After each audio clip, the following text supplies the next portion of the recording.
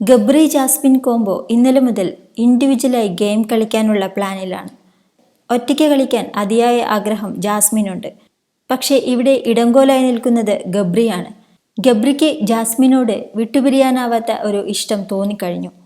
ഇതായിരുന്നു ഇന്നലെ ലൈവിൽ നടന്ന കാഴ്ചകളും. ഗബ്രി അത്രയേറെ ഇമോഷണലി വീക്കായിക്കൊണ്ടിരിക്കുകയുമാണ്. എന്നാൽ ജാസ്മിനെ ഇത് കാര്യമായി ബാധിച്ചിട്ടില്ല.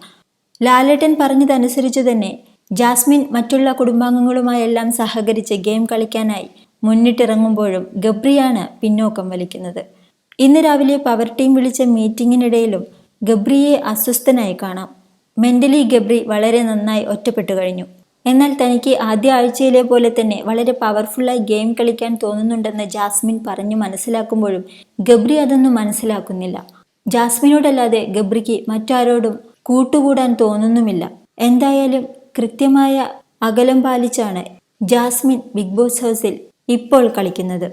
തന്റെ അഭിപ്രായങ്ങൾ തുറന്നു പറഞ്ഞും ബാക്കിയുള്ള ടീമംഗങ്ങളോട് കാര്യങ്ങൾ ഡിസ്കസ് ചെയ്തും എല്ലാ പണികളിലും കൂടിച്ചേർന്നുമെല്ലാം ജാസ്മിൻ ഇൻഡിവിജ്വലായി ഗെയിം കളിക്കാൻ തുടങ്ങിക്കഴിഞ്ഞു. ഗബ്രിയാണെങ്കിൽ മിക്ക സമയത്തും ഒറ്റയ്ക്കിരിക്കുന്നതാണ് കാണപ്പെടുന്നത്.